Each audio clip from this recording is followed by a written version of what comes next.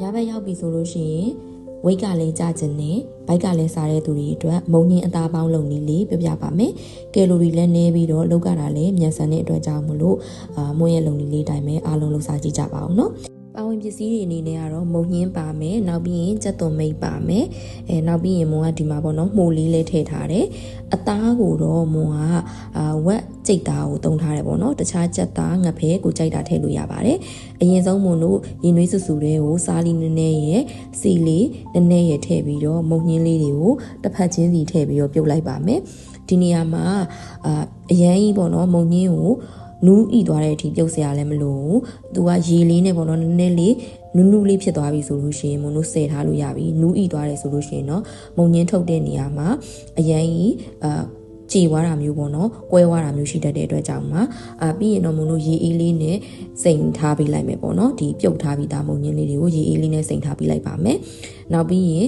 ကြက်သွန်မိတ်ကောမှုရောပေါ့နော်ဒီနီးတိုင်းပဲခုနကမုံညင်းပြုတ်ထားတဲ့ရေတွေပဲထက်ပြုတ်ပြီးတော့ရှင်เนาะရေအေးလေးနဲ့စိန်ထားပြီးတော့ရေစစ်ထားလိုက်မယ်ဆိုလို့ရှိရင်ရပါပြီအသားအနေနဲ့ကတော့ဝက်ကြီးသားပဲတုံထားတဲ့အတွက်ကြောင့်မို့လို့ဒါပဲပေါ့နော်လိုအပ်တာကတော့ဒီ၄မျိုးလောက်ပဲလိုပါတယ်အသားကိုနေဖို့အတွက်ကမုံကပဲငံပြားကြီးအကြီးထည့်ထားတယ်နောက်ခရူးစီလေးနည်းနည်းထည့်တယ်နောက်ပြီးွားရင်တော့ကော်မှုန့်လေးပေါ့နော်ကော်မှုန့်လေးကိုနည်းနည်းထည့်ပါမယ်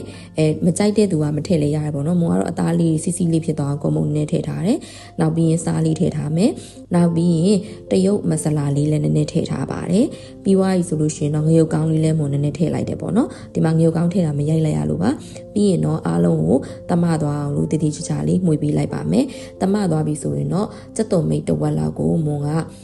ပလေးလှီးပြီးတော့ဒီအသားနဲ့ရောပြီးတော့နေထားပေးလိုက်ပါတယ်။ပြီးရင်တော့မွန်တို့တွေစပြီးတော့လိတ်လို့ရပြီပေါ့နော်။ရေစစ်ထားတဲ့မုံကြီးကိုအောက်ကနေခင်းပြီးတော့အပေါ်ကနေအသားလေးထည့်မယ်။အဲ့ဒီပေါ်ကနေမှမှုလေးထည့်မယ်။မှုမကြိုက်ဘူးဆိုရင်တော့မှုမထည့်လဲရပါတယ်။မှုကကြိုက်လို့ထည့်ထားတာပေါ့နော်။မှုလေးထည့်ပြီးရင်တော့တေချာလေးမုံညင်းနဲ့အသားလေးကိုကြစ်လေးဖြစ်အောင်လိတ်လိုက်မယ်။ပြီးရင်တော့စောနာကရင်နွေးပြုတ်ထားတဲ့ဒီကြက်သွန်မိတ်ကလေးနဲ့ပေါ့နော်တေချာလေးစီးပေးလိုက်မယ်ဆိုလို့ရှိရင်တော့မုံညင်းအသားထုတ်ကလေးရပြီပေါ့နော်ဒီလိုမျိုးလေးနဲ့မုံအကုန်လုံးကိုတေချာလေးထုတ်ထားပေးလိုက်ပါမယ်အားလုံးထုတ်ပြီးသွားပြီဆိုရင်တော့မုံကပေါင်းအိုးထဲမှာထည့်ပြီးတော့မိနစ်20လောက်တေချာလေးပေါင်းထားပေးလိုက်ပါတယ်ဒီ